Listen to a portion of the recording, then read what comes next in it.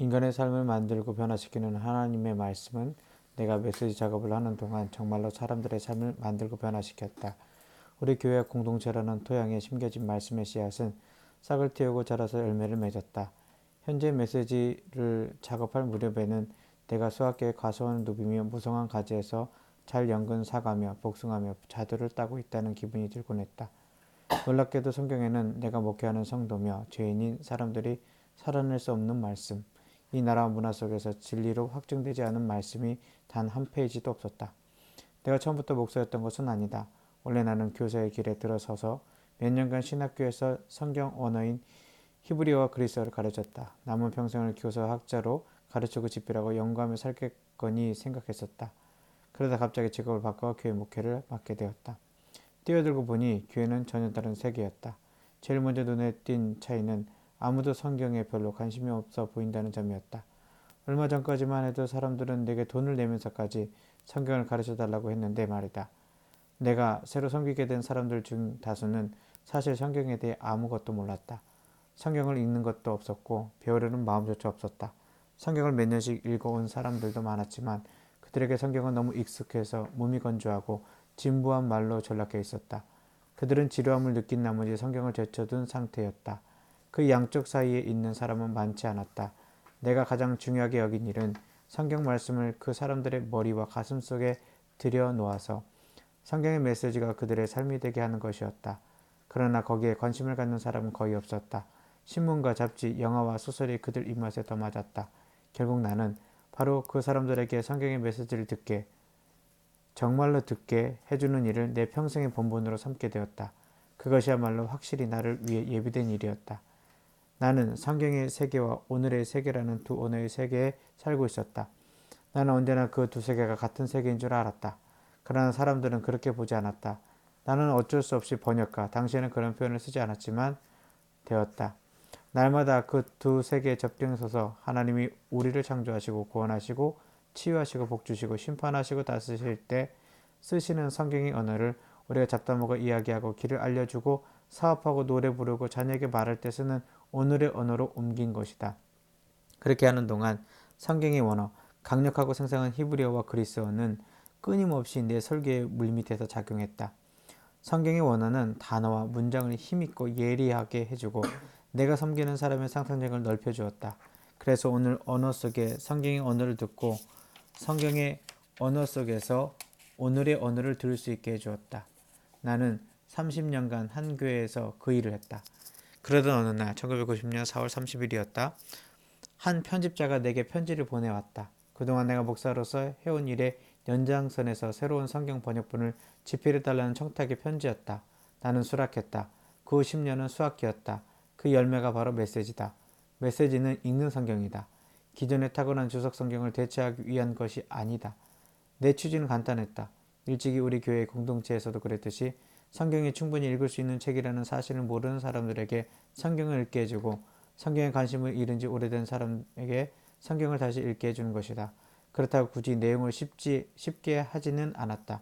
성경에는 이해하기 어려운 부분도 많이 있다. 그래서 메시지를 읽다 보면 더 깊은 연구에 도움이 될 주석 성경을 구하는 일이 조만간 중요하게 여겨질 것이다. 그때까지는 일상을 살기 위해 읽으라. 읽으면서 이렇게 기도하라. 하나님, 말씀대로 내게 이루어지기를 원합니다. 메시지 머리말, 읽는 것이 먼저다. 일단 성경을 읽는 것이 중요하다. 읽다 보면 어느새 우리는 새로운 말의 세계에 들어가 대화를 나누게 된다. 하나님께서 시작과 끝을 쥐고 계신 그 대화에 우리도 참여하고 있음을 곧 알게 된다. 이것은 우리가 예상치 못한 일이다. 하지만 어느 시대를 막론하고 성경을 읽는 사람들은 성경이 우리에 관해서 기록된 책일 뿐 아니라 우리를 향해 기록된 책이라는 사실을 알고 있었다. 성경 속에서 우리는 대화의 참여자가 된다. 그 대화를 통해 하나님은 말씀으로 우리를 만드시고 복주시고 가르치시고 인도하시고 용서하시고 구원하신다. 우리는 이러한 일에 익숙하지 못하다. 반면에 설명이나 지시나 감동이나 즐거움을 주는 책을 읽는 데는 익숙하다. 하지만 성경은 다르다. 성경은 계시의 세계다. 하나님은 바로 우리 같은 사람들, 하나님의 형상대로 지음받은 남녀들에게 그분이 일하시는 방식과 우리가 살고 있는 세계의 실상을 계시해 주신다. 동시에 하나님은 우리를 이끌어 그분의 일하시는 삶에 동참하도록 초청하고 명령하신다. 우리 시대의 가장 중요한 일은 하나님께서 하늘에서와 같이 이 땅의 사랑과 정의의 위대한 통치를 세우시는 것이다. 우리가 그 일의 주체임을 우리는 서서히 혹은 갑자기 깨닫는다. 계시란 우리 스스로는 알아내지 못한 일, 짐작하지도 못할 내용을 읽고 있다는 뜻이다. 성경의 독특성은 바로 계시에 있다. 메시지 성경도 일단 읽고 귀 기울여 듣는 것이 중요하다. 공부할 시간은 나중에 얼마든지 있을 것이다. 우선은 그냥 읽는 것이 중요하다. 서두르지 말고 생각하면서 읽어야 한다. 성경의 이야기와 노래, 기도와 대화, 설교와 환상이 우리를 보다 큰 세계로 초청하는 방식을 느낄 수 있어야 한다. 하나님께서 그 세계에 계시면서 우리의 눈에 보이는 모든 것에 개입하신다. 이 땅에 산다는 것, 그냥 왔다 가는 것이 아니라 정말 산다는 것에 의미를 일깨워 주신다. 읽다 보면 우리는 알아듣기로 시작한다. 읽으면 읽을수록 더욱 그렇다. 우리는 하나님과 대화를 나누고 있다. 우리에게 가장 중요한 사안들에 관해서 어느새 듣고 대답하고 있다. 우리는 누구인가? 어디서 와서 어디로 가는가? 무엇이 우리를 움직이는가? 우리와 사는 세계와 공동체의 원리는 무엇인가? 무엇보다도 우리 가운데 계시면서 우리 힘으로 할 수 없는 일들을 대신해 주시는 하나님의 신기한 사랑에 관해 대화하게 된다. 성경을 읽으면서 우리는 이 세상에 더 큰 의미가 있음을 알게 된다. 인간이라는 존재에도 보이는 세계에도 보이지 않는 세계에도 더 큰 의미가 있다. 모든 것이 더 큰 의미가 있다. 그리고 그 의미는 하나님과 관계가 있다. 많은 사람들에게 성경은 새로운 책, 전혀 다른 종류의 책이다. 성경은 우리가 읽는 책이지만 우리를 읽는 책이기도 하다. 우리는 뭔가 얻어낼 수 있는 책을 찾아 읽는 데 익숙하다. 이를테면 유용한 정보나 기운을 북돋아주는 감동적인 이야기, 온갖 일의 방법론, 비오는 날 시간을 때울 오락물, 더 행복한 삶으로 이끌어줄 지혜 같은 것을 찾는다. 성경 읽기에도 그런 유익이 있을 수 있고 실제로 있기도 하다. 하지만 하나님께서 우리에게 성경을 주신 본래 목적은 단순히 우리를 초청하시기 위해서이다. 하나님의 세계와 하나님의 말씀을 내 집처럼 느끼도록 하나님이 말씀하시는 방식과 우리가 삶으로 그분께 응답하는 방식에 익숙해지도록 하는 것이다. 성경을 읽다 보면 몇 가지 놀라운 일이 있다. 가장 놀랄 만한 일은 성경은 일단 펼쳐서 읽다 보면 참으로 다가가기 쉬운 책이라는 점이다. 성경은 사실 누구나 읽고 이해할 수 있는 책이다. 두어 세대마다 새로운 번역본이 나오는 이유는 성경의 언어를 우리가 현재 쓰는 일상어, 성경이 맨 처음 기록된 바로 그 언어로 유지하기 위해서이다. 똑똑하지 않은 사람, 교육을 많이 받지 못한 사람도 성경을 이해할 수 있다. 성경은 우리가 시장과 놀이터와 저녁 식탁에서 흔히 듣는 단어와 문장들로 기록되었기 때문이다. 성경이 워낙 유명해지고 높여지다 보니 반드시 전문가들이 설명하고 해석해 주어야 한다고 생각하는 사람들이 많다.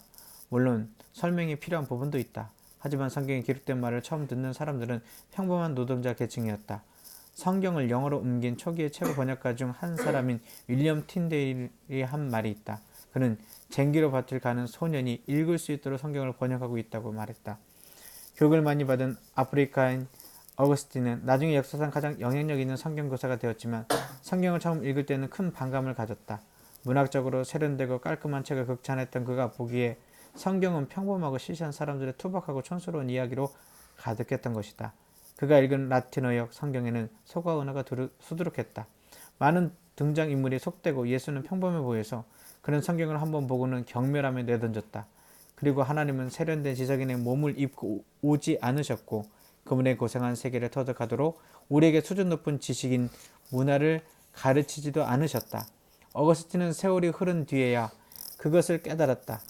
하나님이 우리를 구원하기 위해 유대인의 종의 모습으로 인간의 삶에 들어오셨다는 것을 알게 되면서부터다. 그는 감사하고 믿는 마음으로 성경을 읽기 시작했다. 성경을 읽어도 세상이 더 나아지지 않는다며 놀라는 사람들도 있다.